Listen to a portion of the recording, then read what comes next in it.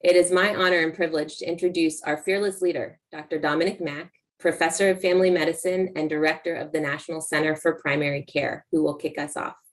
Welcome, Dr. Mack. Thank you, Megan, and thank the audience for being here today. It's an honor to be leading this up. First, I want to just reiterate a little about our sponsor and thank them again, the United Health Foundation. Over the last 3 to 4 years, the United Health Foundation has sponsored some research within the National Center for Primary Care about the study of digital health tools and the utilization across the Southeast. So we really thank their involvement with the NCPC, but also with Morehouse School of Medicine. The National COVID-19 Resiliency Network, Morehouse School of Medicine in 2020 received $40 million from the Office of Minority Health for a cooperative agreement with the NCPC, which is the National Center for Primary Care, and Morehouse School of Medicine to help overcome the barriers for community to access COVID-19 related services. So we want to thank the INCERN team, the National COVID-19 Resiliency Network team, and the work they do, and OMH for the sponsorship. But I really want to highlight the George Russ Endowment Fund today. Dr. Satcher, who you'll hear from today, and Dr. Lewis Sullivan sowed the seed to begin this foundation. The seed is the idea for the foundation, but also the funding. I hope Dr. Satcher and Dr. Sullivan don't mind, but they each gave $10,000 to begin this work.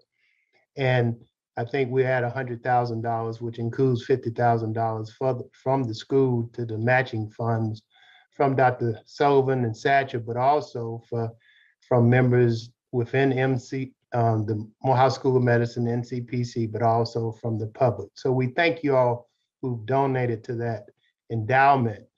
But the purpose of the foundation is to develop knowledge building initiatives within the NCPC, MSM. And today's conference is the beginning and inaugural event sponsored by this foundation.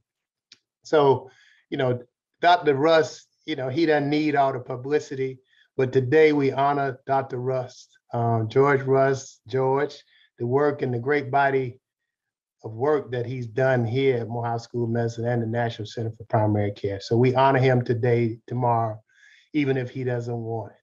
So thank you all today. So I want to show one slide. This is not about the NCPC today, but we just want to give you an overview and you will hear about us. It's really about our partners, the community, and the great work that you all are doing and you all are involved in. But the National Center for Primary Care is a center and institute within Morehouse School of Medicine. Our mission is to strengthen the primary care system through education, research, and training toward outcomes while advancing health equity. And I hope this slide is showing at this point.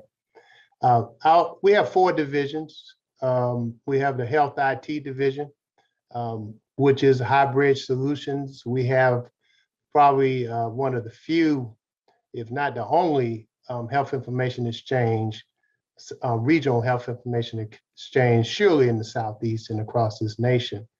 We have the Health Policy Division. Health Policy Division has led that work with the United Health Foundation and the Digital Tools Study, and you'll hear about other work that they've done. Our Research Division has done a great body of work when it comes to COVID-19 and the National COVID-19 Resiliency Network. And then our Substance Use Disorder Prevention and Treatment team, where we recently, within the last year under SAMHSA, we housed the African American Behavioral Health Center, which is the only one within the nation that deals with substance use and prevention. So, and you'll hear from our Malawi team, our Zambia team, HBCU Consortium. The director is currently in Malawi, and where we're helping around telemedicine and other technology implementation within Africa. So just wanted to give you a brief overview of that. We could take down the slide, please. So today's agenda, as Megan stated, it has been created to challenge us to think about the primary care system, its effectiveness in addressing the needs of underserved populations. How can we seek a more expansive approach to developing tools that support health equity. When we look outside the windows of our clinics and hospitals, there are good things happening, but too often underserved communities experience negative determinants related to economics, environment, crime, substance use disorders, poverty, discrimination, and other determinants of all types. We often believe that money and funds are the solution to our problems. They are helpful, but studies show that financial success can be a precursor to poor mental health and often does not narrow the health disparity gap for minorities. Technology and innovations are champion solutions, and we appreciate that, but innovations often widen disparity gaps if not implemented properly. Today, we intend to take our discussions beyond clinical interventions, prevention, into consideration of other factors such as culture, language, geography that impact communities. You will hear and see research, best practices, and solutions that serve to overcome barriers and aim to provide disproportionately impacted communities with equitable support and care. So we thank you so much for spending your valuable time with us today, and we're hopeful that you will fully participate. Thanks again, and so let us begin.